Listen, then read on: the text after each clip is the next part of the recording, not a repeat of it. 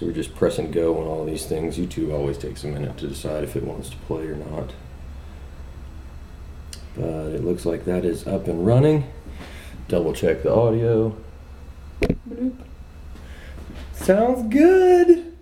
And then the Facebook Live. And of course, it's too close. The Facebook Live is always too close. There we go. That looks a little better. Make sure we can see you. Is it, are we live? On YouTube, and we're about to be live on Facebook. Okay. We went live on Facebook right now. Hello, YouTube. There you go, and there's Facebook Live. And that is up and running. Oh, and that's really loud. There it is, okay. Is it up? Is it up for you? Yeah. Did you find it? Yeah, it took it a second. Good. Well, I'm glad we got our normally shaky round table. Wouldn't be truth, love, and peace if we didn't have some obstacles in the way. This is it's interesting to watch myself live. On delay. Yeah. I'm like, is it now? Now. No, it's a few seconds. I don't know, 10 seconds behind, I guess. Just it always reminds me of the Spaceball clip. The is it now? When's it gonna be now? Is then is then. Now is now. Now is now. Then will be later. Earlier great was. scene. Mel Brooks, man, that's All right, I'll put this away. he gave me my entree, or not my entree, but my favorite line in regards to stand-up comedy, which is in History of the World Part 1 when he goes, "Da-da-da, I'm a stand-up philosopher." It's like, yeah, it's my excuse for not being funny. And it sounds like the audio is there. And there we go. The video quality on Facebook Live is always a little shoddy, but who cares? All right, so thanks for joining us. Facebook Live, everything's up and running. YouTube's up and running. Welcome, truth, love, and peace. This is Jesse Brace, and here we are. I don't even remember which episode this is. I don't really need this computer, so we're gonna put that down. This is just in case we want to fact check anything. So I guess the backstory is you and I met here doing the Back Porch Comedy open mic thing, which has been a ton of fun. Mm-hmm. And I guess we'll start there. How long have you been hanging out down here? Since May, so like 7 or 8 months. Nice. A little bit before I got here, which I don't quite remember when that was. But you are also a substitute teacher? Right. Or a teacher? How long have you been doing that? About a year and a half. Awesome. Yep. And vacation starts today, so. Vacation is excellent. It is. I'd rather do without it, just because if I don't work, I don't get paid. It's a per diem kind of thing. Yeah. I can understand that. I've learned it's okay to go to comedy and tell people that I'm a substitute teacher, mm-hmm. but not necessarily the other way around, to go to school and tell people I just, I don't know, like there's some, like when I'm on stage, it's an open forum for me where I can let go of all morality even, like I can say things that I don't even agree with, mm-hmm. just because it's comedy. Right. But then, I don't know, like how much does morality, I think there's probably a part of morality that matters as a comic. Like if you look into your joke and you think and you try to figure out why is this funny, or like what's the message here, sometimes I kind of retract. I'm like, oh, I don't know that I really want to promote some like really bad stereotype or something. Right. But I guess I shouldn't feel bad if there's this documentary that talks about how in comedy it's either everything is funny or nothing's funny, and it's kind of anything goes. And if you start drawing lines and saying that you can't joke about you can't joke about racism or you can't joke about fat people or whatever, then it ends up being like too wishy-washy, and it makes it not fun is another thing. I agree with that. I think putting limitations on art is exactly not the point of art, and I agree that I think it goes back to comedy and tragedy. You know, there is a duality for a reason, and I am very much in the camp that everything has to be funny, or that nothing is off limits. And granted, because it comes down to perspective for me, I think perspective is really important. And so when we were saying earlier about how finding that voice, and sometimes it's dark, and maybe it may not stand up to a moral test. It may not stand up to a moral test, but if it's a valid perspective, I think there's always humor in that somewhere. Because what is the saying? Comedy is just tragedy plus time. Mm-hmm. Yeah. Which I think is the fourth dimension, comes back to perspective. So I agree with you, and I think that when trying to talk about it in public, when you go in public and tell somebody you're a comedian, it's always weird, because the perspective of what a comedian does, I don't think a lot of people understand that. Or at least that's my experience. Have you had any experience with? Well, I went to, I was telling you about that talent show I went to at a school. Yeah, catch everybody up. So you did some comedy in front of some people. Yeah, I got looped into doing a talent show at a school and doing comedy, and almost 0% of my material was like repeatable at like a public school.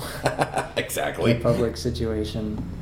So I just looked up some Santa Claus jokes online and twisted them into my own weird perspective, and that worked. It was fun. At the end of the day, it's just got to be fun.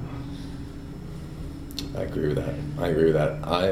I got distracted for a moment because I was just remembering we were discussing this little experiment, and you were talking about framing, and Mm-hmm. and so I got distracted by wanting to ask, like, what do you think of the framing? Oh, it looks. Are we too far away? It looks okay. I'd maybe tighten it up. See if we can. Oh, I can't do the digital zoom from there? on here. No, that's all right. Nah, we'll worry about it another time. It's good. But I mean, so let's get some plugs in here. When you're not doing stand-up comedy on the spot in a school, for people who don't understand that that's not how comedy works, it typically requires a club and an atmosphere and a crowd that's expecting it, or at least it works better that way. But then again, I'm not a real stand-up comic yet, so I could be wrong. I'm sure there are people that could walk into any situation and make it work. But I've seen some of your YouTube work, and it is hysterical and really well done. So what is the name of your YouTube channel? It's just my name for now. Just Jesse? Jesse Brace. Gotcha. I'm probably going to change it, though, so that Jesse Eats is probably like the title of the channel. That makes sense. Separate my other stuff into some other channel. I'm still learning YouTube and all that stuff, but you've been doing it for a while. Obviously your editing skills are way up there. I won't even edit stuff, so you are exceptionally better than I am already at editing. Well, thank you, first of all. Jesse Eats is actually, it turned like 1 year old like the other day, and I only have like 5 or 6 episodes. Well, happy birthday to your YouTube. Thanks. Yay.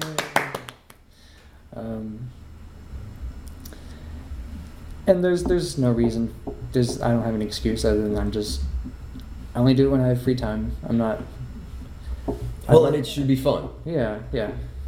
That was actually what initiated the first episode. Was I worked super hard on some other thing where like I have my beard grow like in reverse or something, and it took me like a week of editing. It was painful. It was like tedious, and I kind of hated it. And then when I uploaded the finished product, I was like, this video kind of sucks. Oh. And like it's okay. It's watchable, I guess. Yeah. But I didn't love it. I wasn't happy. So in that sort of depressed, frustrated state, I was just like, I'm gonna do something. Like, it was a state of nihilism. I was like, nothing matters. Like, people upload the worst garbage and they spend no time on it, and it gets more views or whatever than some laborious thing. So I was just like, all right, I'm just gonna do what I want to do, what I would be doing. And I filmed myself eating some strawberries, like not giving a crap, just very like hating the world. Like in that video, like I hate the world, and I'm like, nothing has any meaning. There's no truth or love or God or anything good.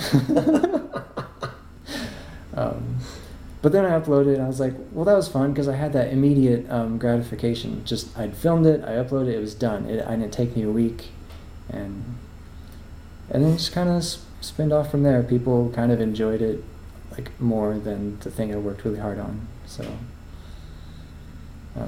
Well, I know why I liked it. Haven't seen the strawberry episode yet. I saw the sandwich episode, and that one looked like it had been edited a little bit.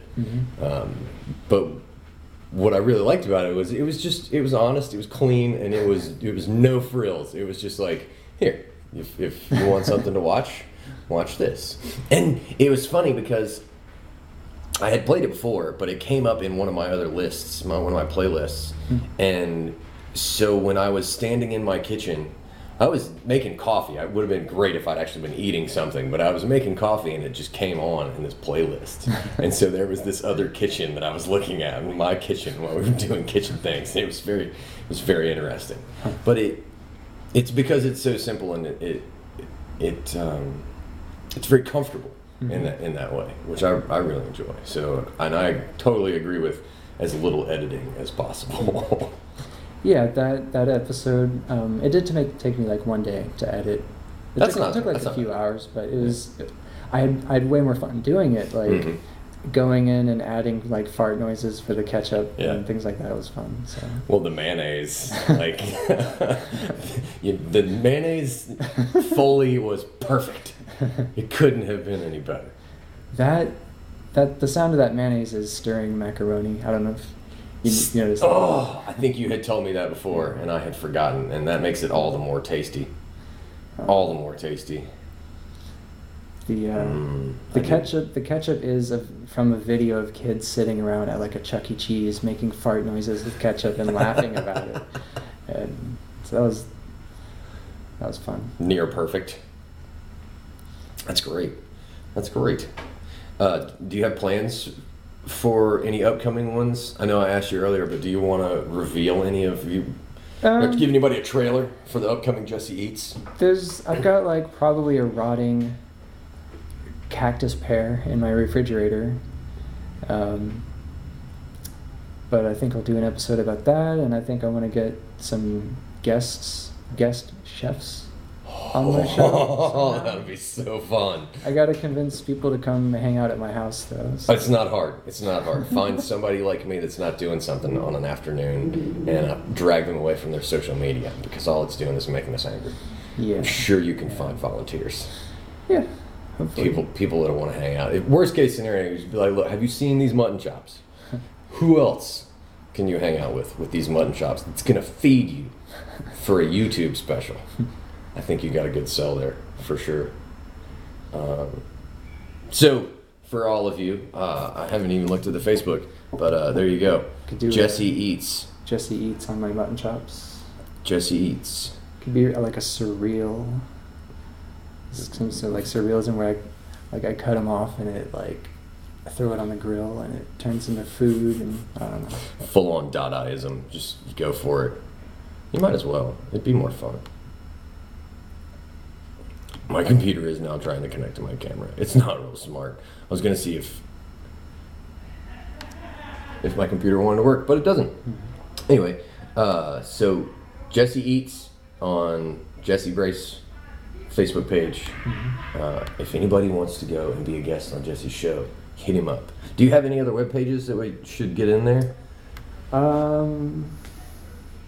I've got like robocrates.net, but I don't know Oh, we got to talk about Robocrates. I don't know if it's working because my free web provider is like, it randomly turns it off and has a message like, this website is asleep. It's taking a little nap. So come back later and maybe it'll hang out with you. Man. So. Well, let's just dive into Robocrates because Yeah, I dove into a bunch of AI the other night. I'm gonna leave this off. Oh yeah, what'd you find? It's Sophia and another like previous version of Sophia. Mm-hmm. I haven't seen this one. Do tell. They're having a debate Behind the scenes. Yeah. Like Sophia seems really like realistic and lifelike. Yeah.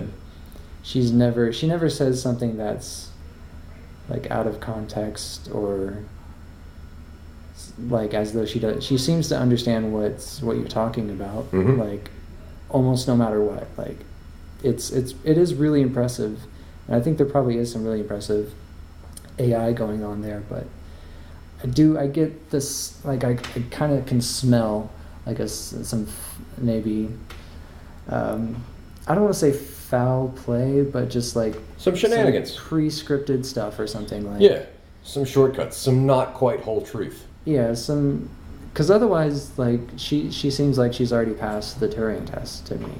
And see, now the like, impression that I was the thing getting... is, sorry. No, go ahead, finish. It just seems like she's a little too good, is why I'm like suspicious. It seems too real. Yeah. I was given an example that says she's basically a child with a college lexicon, a college vocabulary. Mm-hmm. So, how does that affect your opinion? Would that change anything in just if she had these ridiculous verbal skills but minus the critical thinking skills? I don't know, because that's such a high level description of what's going on. Like to say a robot has like the mind of a child. That's like a really high level description of. That's something we could say about humans. Like we could. That's. Whereas with robots, it's like, well, what does that actually mean? Does she have Wikipedia as a database? I don't know. It's too vague for me to make an analytical kind of statements about. Well, let's back up for a second and give people a little bit of background. I want to flesh out Robocrates some more. Mm-hmm. So, Robocrates, that is this website you're talking about, is a chatbot that you created. Mm-hmm. Do tell. When and how and why and where and all the goodies. Okay. So Robocrates started in 2011, August 26th is his birthday. Nice. August 26th. He's a Leo, I think. No, almost. Almost? Yeah, I can't give you that one. I'm pretty sure it's 22 to 22. That's because I'm a Leo. That's the only reason I know that. So he's probably a Virgo. August, September. I'd love to accept Robocrates into the club, but I don't think he qualifies. Not that it matters. But anyway, August 26th. He actually started from a podcast in a way. Really? Yeah. There's a Radiolab podcast. I love Radiolab. It's Great really podcast. good. Every one I've heard is amazing. They did a podcast on chatbots and Cleverbot. Mm-hmm. They talked to the creator of Cleverbot, and the guy explained kind of the premise, like the basic first version of Cleverbot, which was, at first it doesn't know anything to say. It has no vocabulary, if you will. And then once you say hi to it, then it adds your input into its dictionary. Mm-hmm. And now it has one thing it can say back, which is hi. So it'll say hi back to you. So immediately, in a way, it already seems kind of intelligent. You said hi, it says hi. That's like a human standard thing. And then once it builds up, every time you talk to it, how does it choose what to spit back out? It can just be a random thing. And I thought, that's so simple. That algorithm is so easily implemented. Anybody with some programming can make a chatbot that simple. And so I went into I use GameMaker to program. What is it called again? GameMaker. Gotcha. It's primarily for making games, but it's general enough you can make programs with it. So I went in GameMaker and made Robocrates, He was originally called like Cleverbot version 2 or something. Mm-hmm. I like Robocrates way better. Yeah. I'm big into all that ancient Greek Roman philosophy stuff, so Robocrates is a huge score in my book. Way better than Cleverbot 2.0. I'm very proud of his name. And someone else owns Robocrates.com. I can't afford to buy it from them. How much do they want for it? Do you know? At one point, they had a number. They was like, buy this domain for like. It was like $1,000 or $2,000. No, it was like 30,000. Ooh.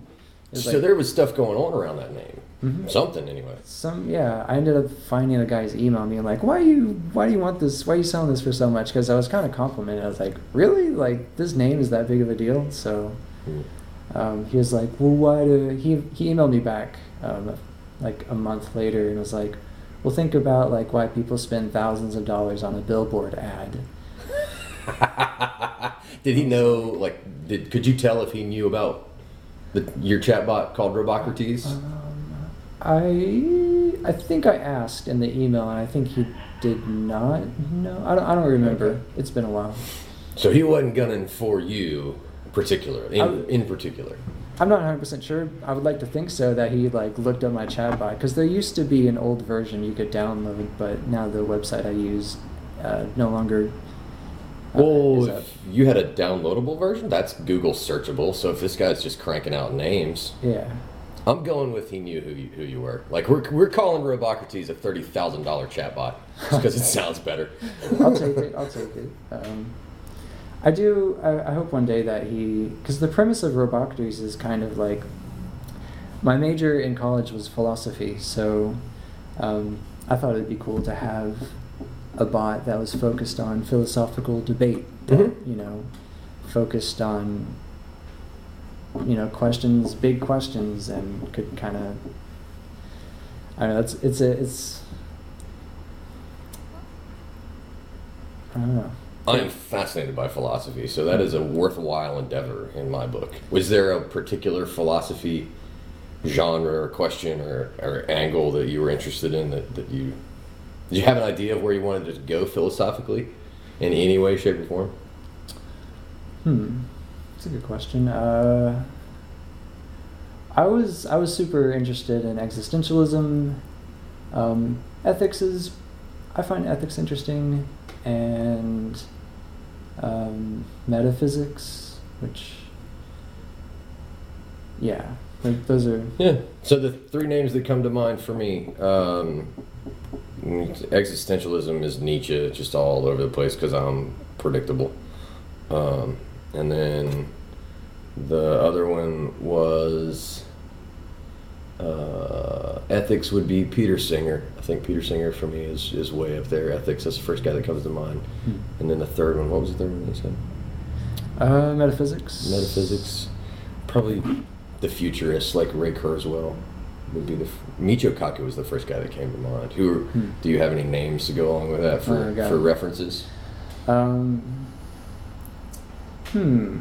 if not a name, just in the interest of helping disseminate some information. Yeah, I can tell point you somebody in some directions. Who I'm the biggest fan of, I guess. That sounds good. Or who you read recently. Like favorites is hard to do. Like who did you read last? That's a good way to go. But if you have some that you've carried with you, that you recall quickly? Those kind of... Yeah, definitely. Like Alan Watts.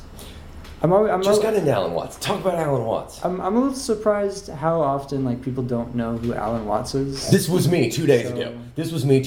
Russell mentioned it, and I had to go do some research, and I am now in love with Dr. Watts. So cool. Yeah. Tell me your Alan Watts story. It's not Alan Watts. What's his first name? His first name? Yeah, Watts. Dr. Watts. It's Alan. Just said it. I said, yeah. Okay, so it is Alan. Yeah. Anyway, when did you get into Watts? I don't remember. I think probably my first exposure to him was like a YouTube video where the Matt and Trey Parker, the creators of South Park, they took like an Alan Watts recording and made an animation of it. Sweet. Where you should check it out. It's like there's at least like 2 of them. There might be more. I think there's more now, but it's a recording where he talks about how the Earth, if you went back like millions of years, aliens might have flown by the Earth, looked at it and just been like, just a bunch of rocks. And then, millions of years go by and the Earth like peoples, like the way an apple tree creates apples, like the Earth peoples. And it's an Alan Watts rant, and he talks about, I'm not sure if this is the same video, but he talks about how a person will go to school and all along there's like this goal, like, here, kitty, kitty, kitty, come on, you're gonna get good grades, you're gonna get chocolate or whatever. Yeah, that's the Journey one. I've seen that. It's great. Yeah, it is. I think that is the same one. I remember, I think I caught some of the one we were talking to Russell about if life were a journey, if the most important part of a song was the very last note, then there would be entire songs with just one note, and people would show up and applaud. And it would just be a big crash. Yeah. Alan Watts is awesome. He has the perfect, just most charming voice. I've heard in some of his recordings, he says the reason he talks, like the reason he does what he does doing these talks, is because he likes the sound of his own voice. And it's like, well, yeah, when you have a voice like Alan Watts. He's a man after my own heart. That's great. That's great. I mean, I enjoy coming across new philosophers like that. I remember I saw the picture. I can get behind that. Like anybody that's got a beard and smokes a cigarette, he has at least considered life for a moment. So Alan Watts, and which one of those? Where would you put him on the existentialism, or the? I almost separate my camps of like philosophy and like more spiritual stuff, but I do. He is a philosopher in my book, but I guess he would be like a metaphysics, ethics. Yeah. I can see that. Yeah. Anybody else come to mind? I don't know a whole lot of Watts right now, so I can't go very deep on his work. But I can name I'm more happy people to you go don't. I can name people you don't know. No. Right, please do. Please, that's the whole point of this. Name some more people that when I go back and listen to this, I can be like, who in the world? And learn something, hopefully. I'm a huge fan of Stuart Wilde. Do tell. Stuart Wilde. He's another British philosopher. I'm also better with philosophies and theories and postulations than names. So premises I recall faster than names. So Stephen Wilde is known for... Stuart Wilde is known for... He's another speaker. He got rich in the jeans business when he was young, and I guess he got tired of being rich and he went on a spiritual journey. Good for him. And I just one tape I listened to maybe like 100 times over like a year or two in high school was The Infinite Self, and it talks about how he believes you're not your body, because your body changes and dies, and you're not your mind, you're not your beliefs, you're not your ideas, that you're an infinite being inside like a limited body. And so he's got this concept of an infinitude inside of everybody, and a lot of his philosophy, and same with Alan Watts, it's not like his philosophy, it's they studied the ancient mystics who have been saying these things for years, and they've taken it so that they can understand it in a way and present it to a Western audience. Yeah, I totally understand that. Like, my philosophy is an amalgamation of all of these great philosophers I've been exposed to, and it's my perspective on what a bunch of other really smart people have taught me over the years, and it's constantly evolving. But I think that's true for everybody's philosophy, or anybody with any reason. That's true for everybody's philosophy. Well, that's how I describe my religion when people ask what my religion is like, I'm just like an amalgamation of all the religious experiences and ideas I've had, and it's too hard to like. I do have labels, like if people really want a label, I say that I'm a pan-en-theist. I used to pan-en-theist. Break that down for us. I used to be a pan-en-deist, and I used to be a deist, and I used to be agnostic, and I used to be Christian. And I go with anti-theist these days, but pan, What was it again? I'd have to Wikipedia, and since I've decided on that pan-en-theist, the N has a meaning too. Like Okay. there's pantheism, there's pan-en-theism. Is this pan in like exponential?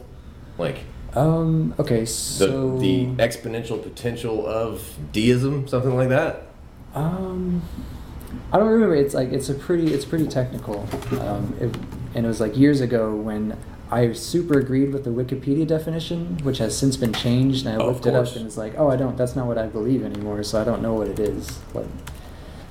But pan is like God is like everywhere and everything. Okay.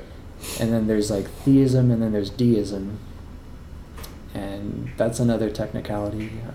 Yeah, I don't get into deism, or at least not monotheistic deism. That's problematic. I like praying to Joe Pesci. Joe Pesci. That's an old Carlin bit, but I think we could all pray to Tony Burkett and just probably come out better, man. Probably come out way better. This is not cooperating. Oh, the poor little Days Inn guests. I want a definition on panentheism now. I'm really curious. And the internet's trying to come up. Here it comes. Here we go. Panentheism. Dun, dun, dun, dun, dun, dun.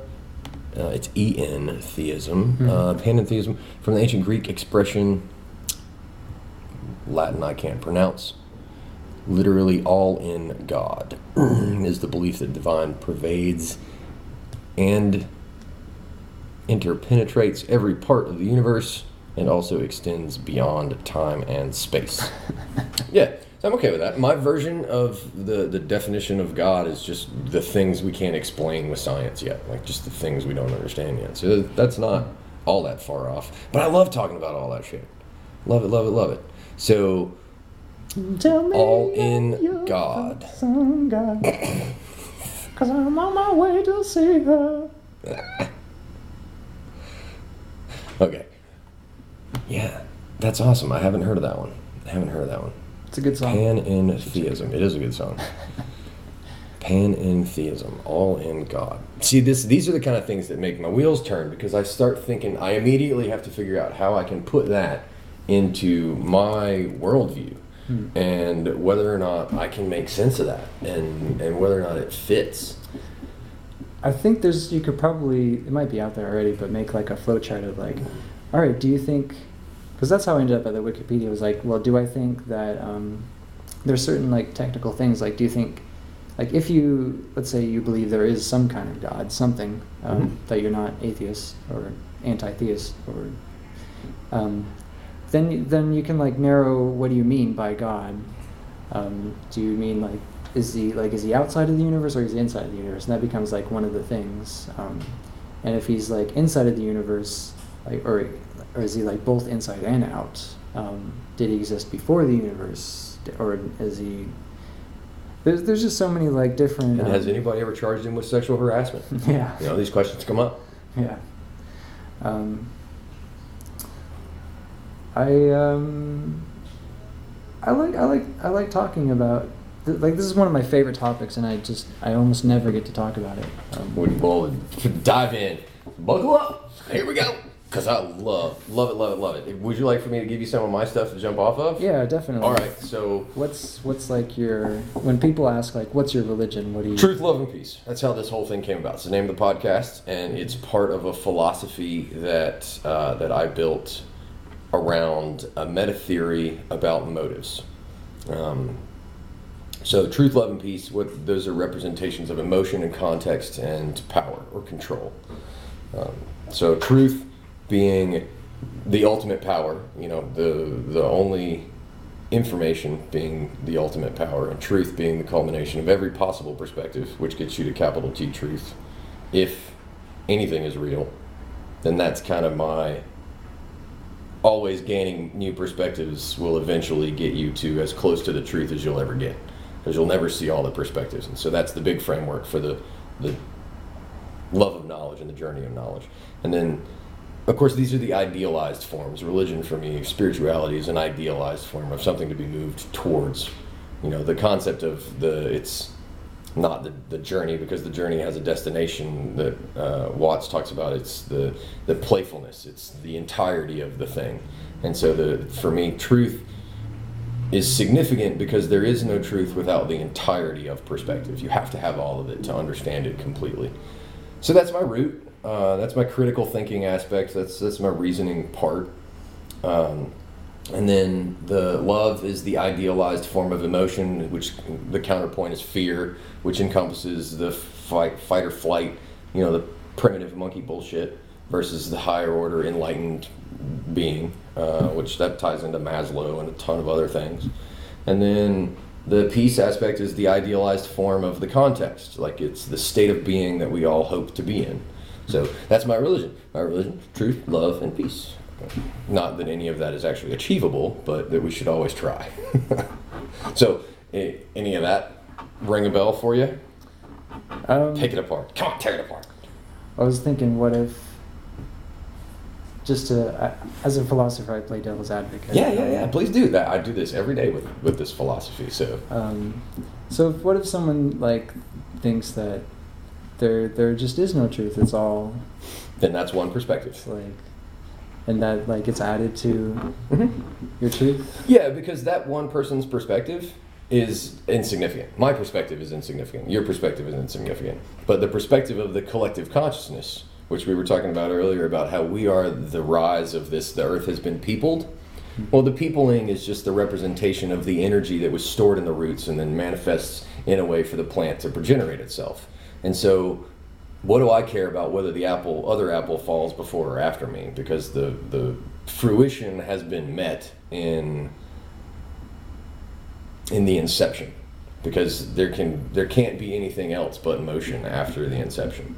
And so if somebody doesn't believe, if someone is a nihilist and doesn't believe in truth, then that person is like a zero. They're holding a space. They may not be contributing to truth because they don't believe in it, but by participating in reality, then they're occupying a unique space and time, which means their perspective, no matter how, whatever, is still relevant.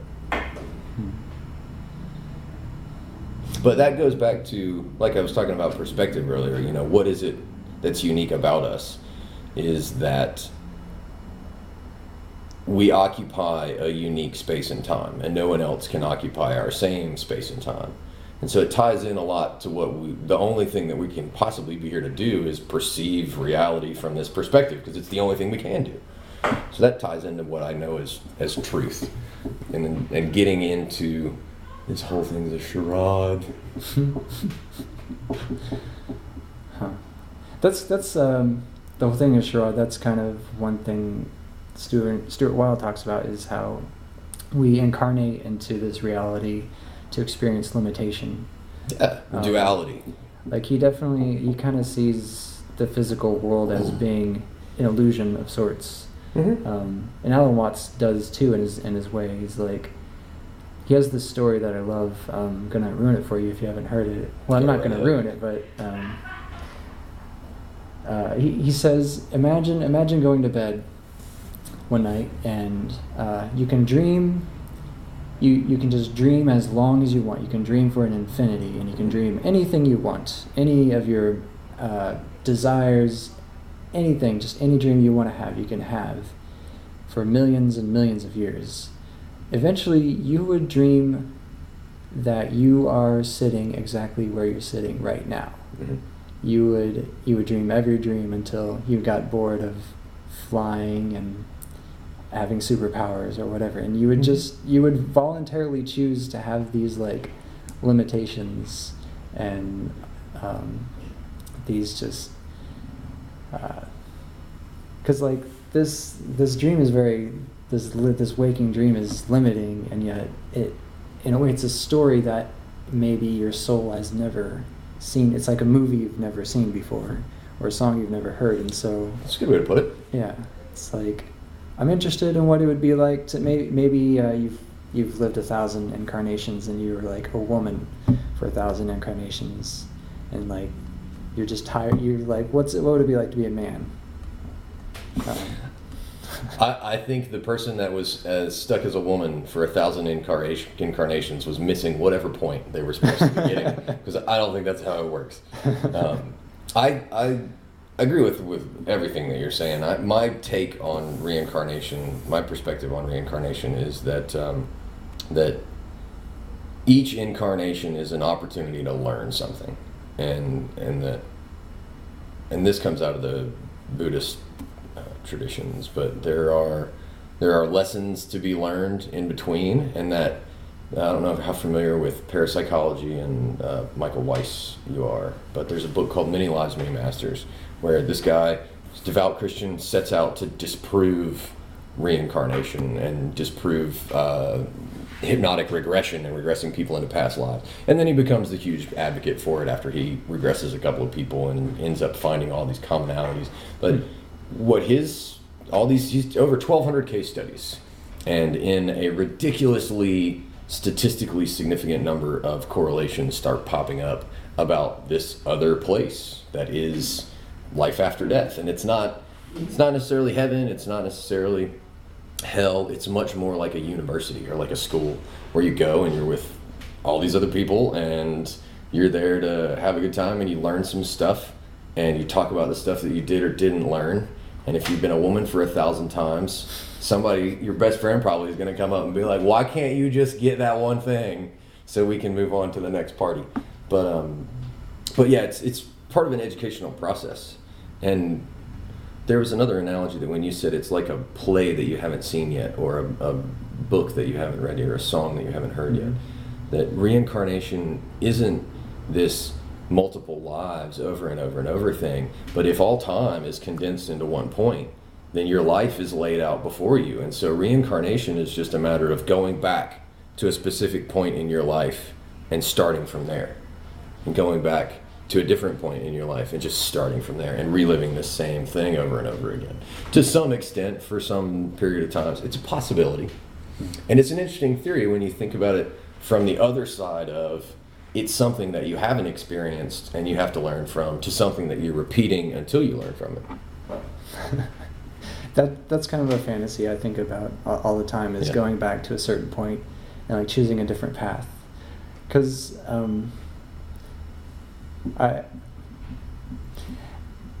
that's how you would figure out which would be the more preferable path, is like if you could take both paths and then compare them. But I know, I was wondering what that was too. Am I being shushed? Shush us. We have microphones. But yeah, being able to experiment and see which one of those paths you like better, or is more valuable, or take both for the sake of knowing both. You know, there are lots of good reasons for that, I think. Do you have any favorites? Any favorites? Moments to return to. Oh yeah. Or divergent just paths. Any regret I have. No need for regret. It's already over. Yeah, regret's an emotion. I've learned how to be really efficient with my emotions, because emotions really hold people back, like baggage, and it's a very, very common human experience to get stuck in an emotion. And I've learned some technology in a way from Stuart Wilde about how to process certain emotions that just are really nice. Like, for example, anger. All anger comes from loss, and if you want to stop being angry, then what you have to do is just agree to let it go. Like, you can, like, if someone steals your tennis shoe, like, you can take steps to get your tennis shoe back, but like, most of the time things aren't like worth going back and getting, and it's just the emotional hang-up isn't worth it. That makes sense. So, but hey, do we have any, like, are there any comments on the Facebook thing? And we can, while this is coming up, we can find out. Also,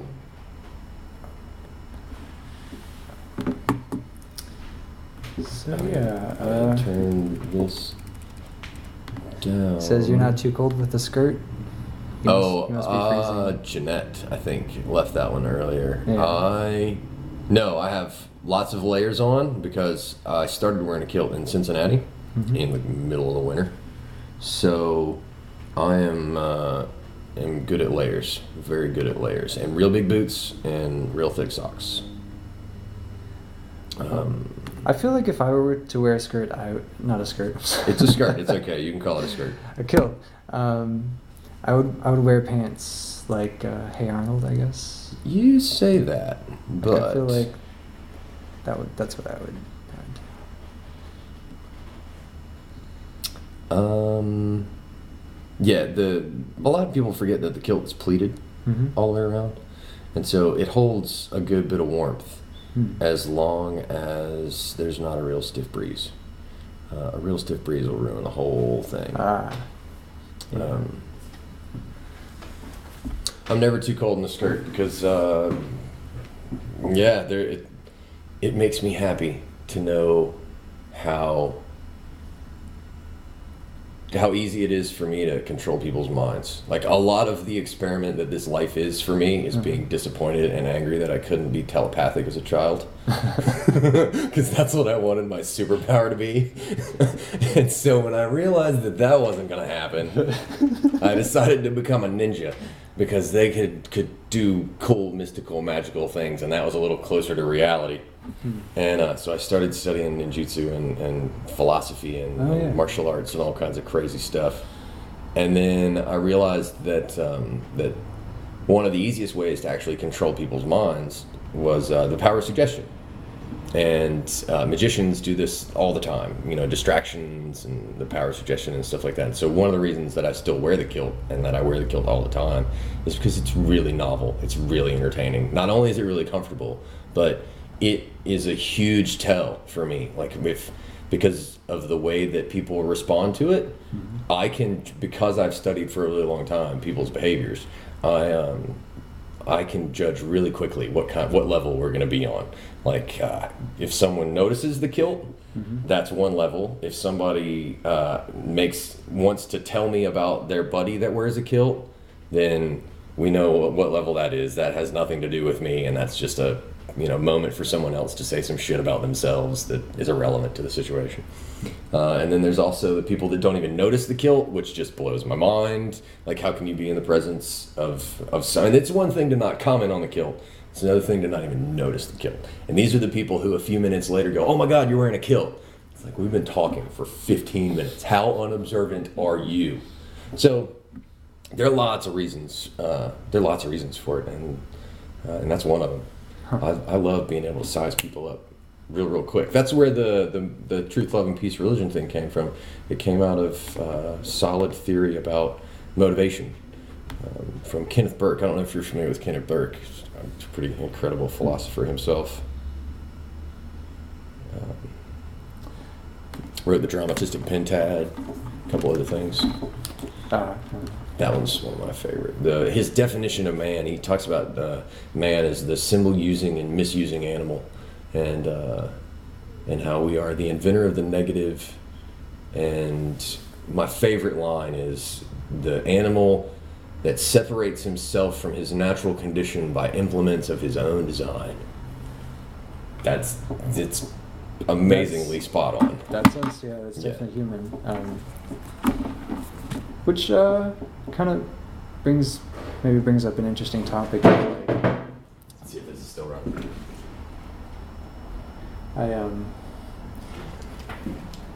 Is it still going? Yeah, it's still. Okay. For a while, there was this thing I kept hearing a lot, which was technology is gonna make us question what it means to be human. Yeah, I think so. And cool. That Kenneth Burke thing about us being human is like inventing things that, what was it? Separate ourselves from our natural condition. From our natural condition, yeah. That, I mean, for a while, it almost seemed like the popular human condition, not human condition, the definition, what it means, I guess, definition was like to err is to be human, to make mistakes. That I think that's an interesting counter or like alternative to, because it's almost kind of like a sad thing. Like, to be human is to suck. Like, to human is to be a screw up, a fuck up. Like, really? That's what it means to be human? It's not like... That's where we're at? Like, of all things to define humanity, like, to be, like, where things go out. It's like, can't we pick something else? I think we could. I'm gonna close this. It looks like the Facebook fell off, so we're gonna close that out real quick, and then now we'll quit being distracted by it. So are we not streaming anymore? Or? Well, no, the YouTube is still streaming, and the podcast is always recording. Once the podcast goes on, the audio. Because that's the podcast is just the MP3, and so everything, the MP3 is the base of the pyramid. The rest of this is marketing purposes and all that good stuff. I hate that the Facebook died before we got all the plugs in for tonight, because that's really the most, for people to see it live. But that's okay. The YouTube. I started doing the YouTube live because it's just easier to get high quality video to YouTube from the live stream. If you can get it there in a live stream, it's so much more efficient than trying to upload it. So it was streaming to two things at the same time? Mm-hmm. The audio streams to the camera. That camera is connected to this phone, and this phone broadcasts via the cell signal the YouTube live stream. That cell phone is set up on the Wi-Fi and broadcasts directly to Facebook Live. But I've got that other camera, that other phone, that older phone, that I'll be able to tie in, so probably push another Facebook page. Sorry, is YouTube still live then? Yeah, YouTube is. Oh, okay, hey YouTube. Does it save, or is it just like a temporary... So far they've saved. Okay. Once you live stream it, it'll save it to your YouTube page and it'll polish it up. Cool. I'd be real sad if one ever did get deleted, because I think there are a couple of them that don't have audio backups. No, they do, because they're all on iTunes. So that's fortunate. But this is all one big experiment for me. Like the documenting of the conversation is more the historian in me. I've gotten to the point where I get to have really great conversations with a wide variety of really interesting people. So not only do I like picking people's brains, but I like sharing that with other people, and then it also acts as a way for me to keep my philosophy fresh. And you were talking earlier about the way that we have to go through, and if you believe in God, then you have to believe this, and if you believe this, then you have to believe this. And that was really an influential moment in my life, was when that question was presented to me at a time and a place when I was ready and willing to truly evaluate it. And so this is all manifest from me wanting to sit down with people and challenge what I know and try and learn more, or share some knowledge. I've had the opportunity, and I'm very fortunate to I've gotten to spend a lot of time studying stuff that a lot of people don't get to do. And so it's irresponsible to not try and share that in some way, shape, or form. And it's ludicrous to think that I actually know anything. And so me sitting around preaching at people doesn't do any good, but me having conversations with people is good for me. So I keep doing it. I hope it's enjoyable. I hope people like it. But then that's kind of, it's just my version of content. Like, it's what I can contribute to YouTube, because if you ask me to go edit any of your videos, it would be disastrous. Like, that's not what I'm good at. Having a conversation, I think, is something that I've tried to be really good at for a really long time, and so I keep practicing, I guess. Right on. Trying to think.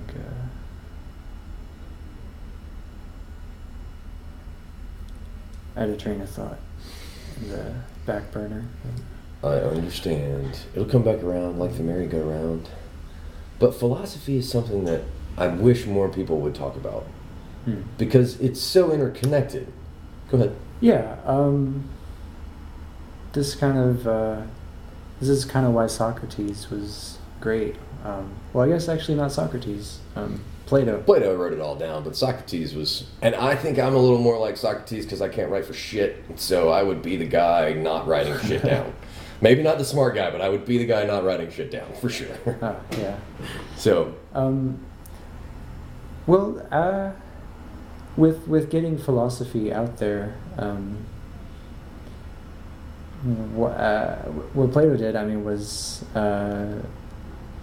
like, I don't know, like, if Plato hadn't written down what he wrote down, and, well, mainly that he, like, did, you probably gotta know this, but he did plays, like, the writings were plays. Yeah, and that's, monologues and the dialogues and all that good stuff. It wasn't necessarily just that Socrates went around, like, questioning people that he's known today. It was that there was like a, you know, their version of movies, their version of storytelling, that changed the whole culture and history and things like that. So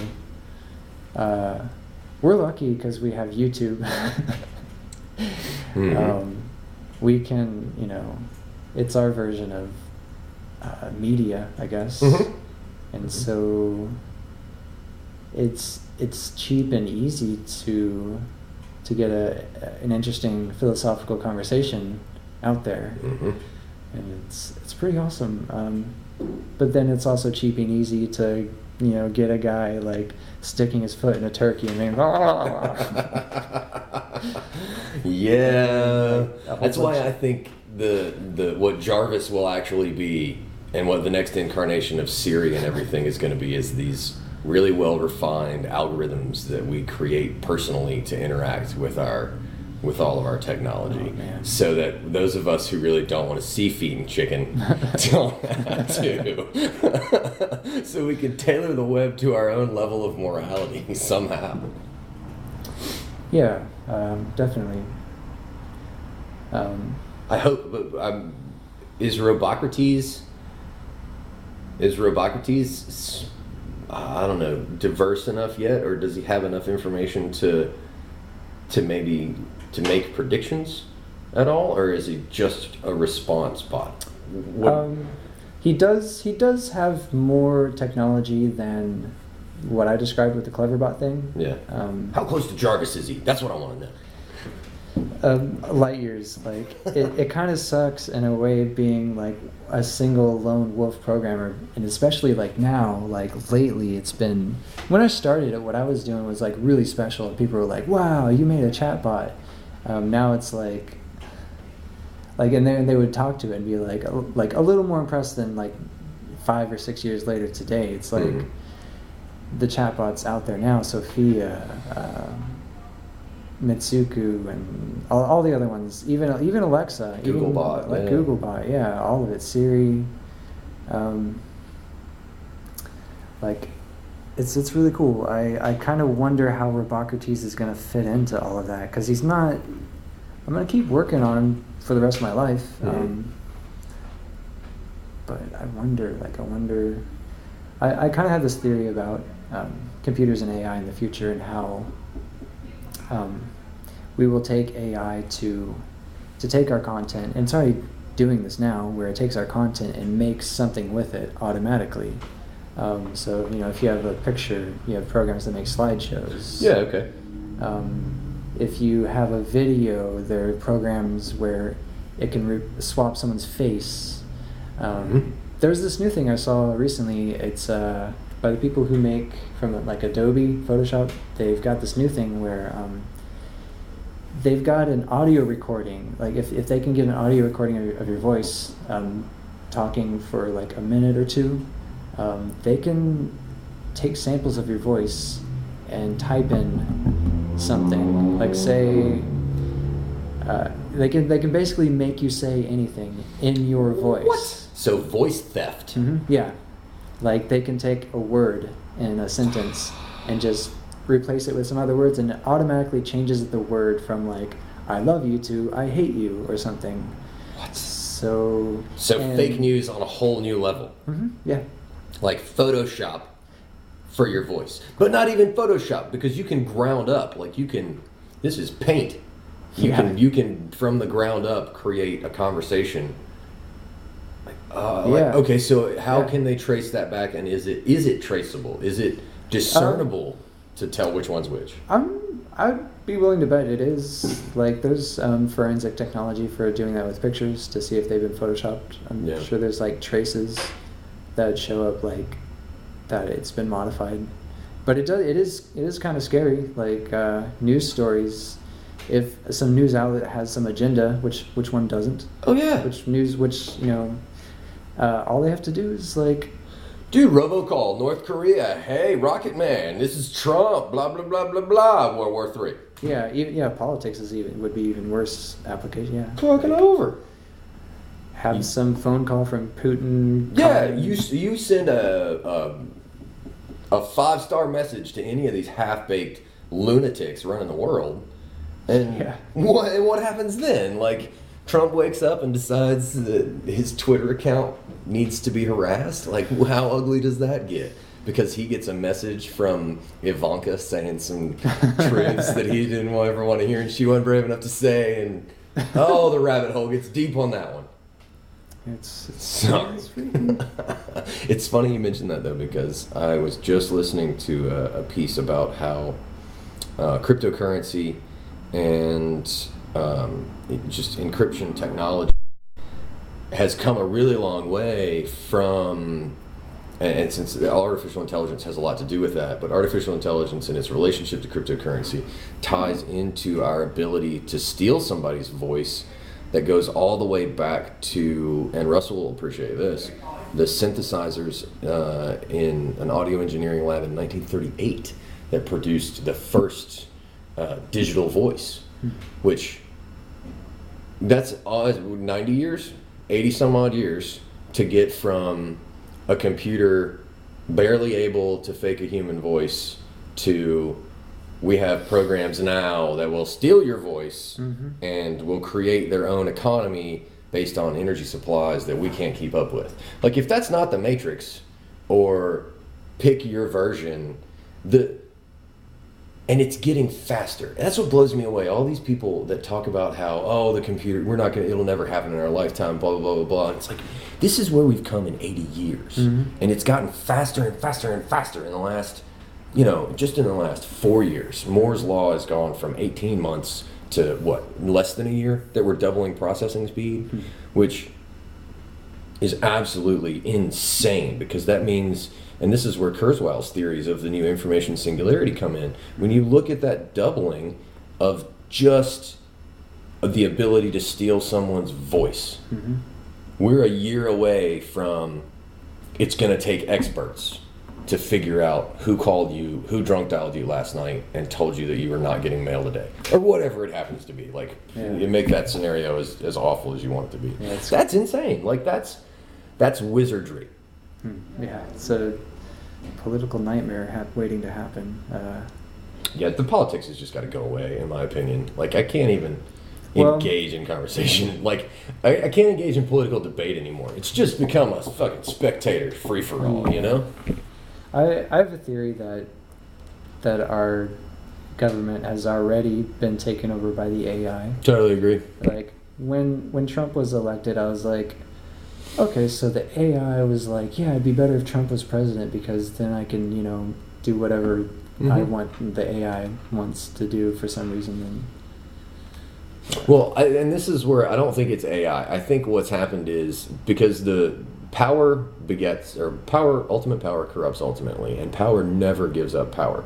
So the Soros and the oligarchy, the truly elite, wouldn't readily give up power, I think, to an artificial intelligence. And so what I think they would do is create a processing bot. Not something that would want to be self and independent and autonomous and free, but something that would just crunch numbers and give them outcomes. Right. Yeah. And, probabilities and all that good stuff. Which isn't all that crazy, because there's that guy that came up with the theory. There was the prediction. He came up with a theory that predicted all kinds of terrorist attacks and all this other stuff out of the FBI. I'm going to have to go back and look at that, because that's going to tie into this. And how The AI probably is just that they're using is a very sophisticated prediction model to where because this guy was taking into consideration world leaders, just really, really deep contextual information that he was able to get into this statistical processing machine, and he predicted, you name it, and he was all over it with this prediction model that he had. And so I think that's what they're doing. The artificial intelligence, something is saying, all right, you can be Kasparov and you can play 100 moves ahead, or you can be Deep Blue and you can play 1,000 games ahead. Like, which do you want to do? Because somebody made the good point that Kasparov beat Deep Blue more than he lost to Deep Blue. And this was when we were on Joey's show. We were talking on The Middle of Greatness, I think it was, or Quality Control, about artificial intelligence. How Kasparov beat Deep Blue 4 out of the 5 times they played originally, but then when they reprogrammed Deep Blue to take into consideration all these other games, he didn't even stand a chance. And supposedly, after the fact, he questioned, like, he fell into a depression and was kind of like, well, what now? Like, I was the world's best, and now I'm, he said it was a hugely traumatically emotional experience for him. And I don't think we would give that over too readily, but I think it makes sense that if you want to pull strings, build something that can pull strings further and faster. Oh, yeah. I watched an interview with, I forget his name, but he's like he's the guy in Shark Tank. Anyway, he was talking about whoever controls the AI in the future will control the world. Like, it kind of made me the little evil scientist in me be like, I should study AI more. Yeah. But, yeah, definitely. It's I don't know. People are afraid of AI taking over the world, but they kind of forget that it's people can be evil and control AI. Like AI is it's like electricity. It can be used to light a church, or it can be used to light a brothel. Like it computers don't care. They don't have an opinion. They do what they're programmed to do. But I heard a beep. Yep, the YouTube just went down, but the podcast is still recording. Gotcha.